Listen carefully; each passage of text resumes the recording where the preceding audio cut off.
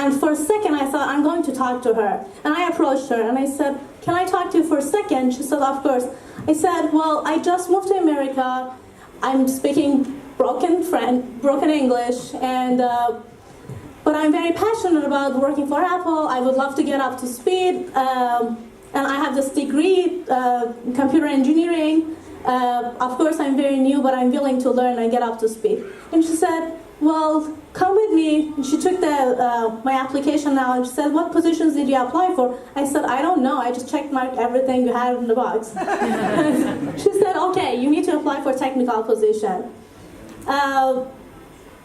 Long story short, that was just the beginning of 4 series of interviews. I got a call from Apple after that. I went through the whole interview process, and yes, I got the job.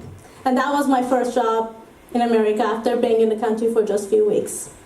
So the reason I share this with you is looking back to 2010 to where I am today,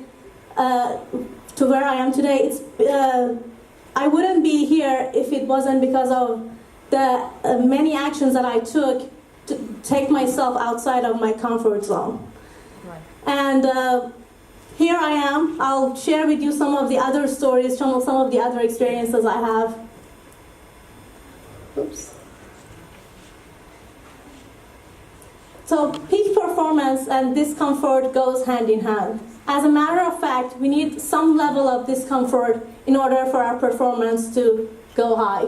If we are too far in our comfort zone, our performance suffers from inaction. And if we are way outside of our comfort zone, then we might suffer from anxiety and from burnout and stress. So there is definitely a sweet spot in there. But peak performance happens when we are way outside of our comfort zone. So this is where actually the magic happens. This is where our creative mindset starts to develop, and we start thinking outside of the box when we are way outside of our comfort zone. So we can do some exercises to challenge ourselves to be outside of our comfort zone. Talk to strangers. It's difficult, just like what you did a minute ago. Share something that makes you vulnerable to someone. It makes you it's uncomfortable, it's vulnerable, but at the same time, you get to trust people, you get to develop more empathy for the other person when you do so. So I'll share with you one example of myself challenging myself to talk to other people. I was visiting Paris just a few months ago, and I'm in this district called Le Marais, and I'm searching for this pastry shop. And I'm looking through my phone, I'm trying to find this address, and I can't find it.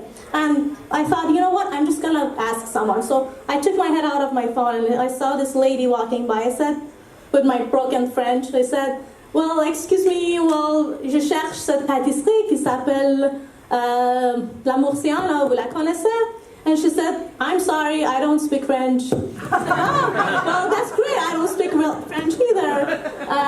Where are you from? She said, well, I'm actually a tourist, I'm visiting from the United States. I said, that's awesome, I'm from the United States too, what part? So, well, I'm from California. Wow, that's a small word, I'm from California too. What part of California you're from? She said, I'm from San Francisco. Now you're staying on the side, like, we need to talk. This is what a coincidence, this is amazing. So I said, well, you said San Francisco, but wait a minute, where are you originally from? She said, well, I'm originally from Iran. And here we are getting to this long conversation in Farsi, and I told her, well, listen, this is amazing that we just met. This pastry shop, it's supposed to have good coffee and pastry. Feel free to check it out with your friends. She said, well, I'm actually traveling solo. Like, well, I'm traveling solo too. Want to grab a coffee right now? We can chat. She said, of course. And that was just the beginning of a great conversation. And we ended up exploring Paris the next day together. And right before I come here, I was invited to her house. So we are good friends now. So we never know what comes out of it when we do something that is outside of what we normally do. Reach out to people. You will be surprised of how many responses you would get back literally 2 years ago, on March 15, 2016, I moved to California from Massachusetts in Boston. I had a plan to move to California, but I was considering different options. I decided to reach out to the senior VP of our company, Dell EMC. Very few people would think about doing such a thing, but I thought, worst case, I'm never going to get a response back. So I did. I wrote an email to the senior VP of our company, and surprisingly enough, I got a response back within 25 minutes. He said, I'm more than happy to discuss with you the options, and I'm having my assistant to set some time in my calendar so we can discuss further. And yes, that was the beginning of a conversation, and after a few weeks, series of conversations, I accepted the promotion to move to California.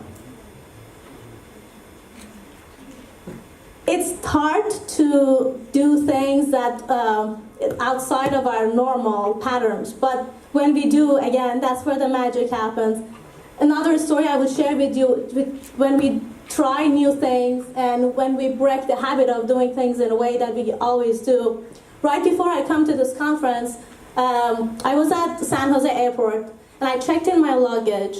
And I thought to myself, well, I have a few minutes, and I saw this piano on the side of the airport. And I said, well, I should go play a song. Then I got there and I'm like, all of these people are watching. I don't remember the song. Should I do it? Should I not? And I said, you know what? I'm just going to play one song and leave. So as I'm playing the piano, I thought to play an Iranian piece. This gentleman approached me. And after I was done, he said, well, that was a beautiful song. And he took a $50 bill and put it on top of the piano. I'm like, so I stood up, I introduced myself, I thanked him for his generosity, and I said, please take your money, please give it to someone who needs it. I'm actually waiting for my flight, but thank you. So now we got into this conversation. He said, with all the hatred in this world these days, music, different cuisine, this is what connects our cultures together, connect people from different backgrounds together. And I'm really glad that I was here to listen to this Iranian music right now. So as he was talking, I thought to myself, I should propose an idea. So I said, well, thank you for the act of generosity, but I have an idea for you. I have a suggestion. I'm supporting this organization in Iran called Child Foundation, and I'm supporting 2 kids through their school. Persian New Year is coming up very soon. It's actually happening in a few days, next week. And I said, well, I'm more than happy to gift this money from you, from a friend in America, to these kids as a New Year gift, if you will.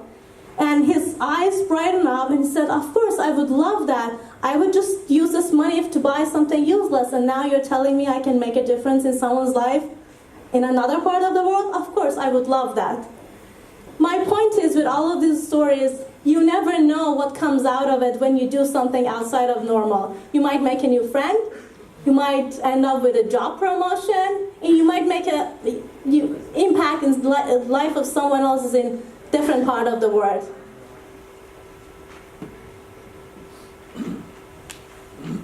While we are challenging ourselves to do things outside of our normal, we should be patient with ourselves. We can't judge our performance we can't judge our performance when we are doing something for the first time compared to something that we've been doing over and over. So we have to be patient. We have to get over that perfectionism, and we have to celebrate those small successes.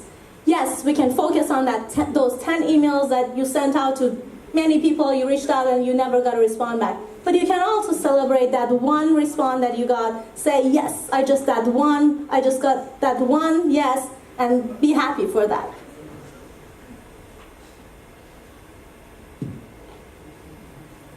Well, bottom line is the beauty of expanding our comfort zone lies less in the comfort that we gain, and it's more valuable in the discomfort that we lose. So we get more and more comfortable in putting ourselves in our uncomfortable zone. Being comfortable with being uncomfortable is the magic of it. back to the exercise we started with, we shared our vulnerability. And when we do so, we connect in a human level. We can trust the other person more. And when we do trust someone we are having a conversation with, our authentic self is out. So we don't have to wear a mask, we don't have to cover anything. And that's what fuels our creativity and innovation.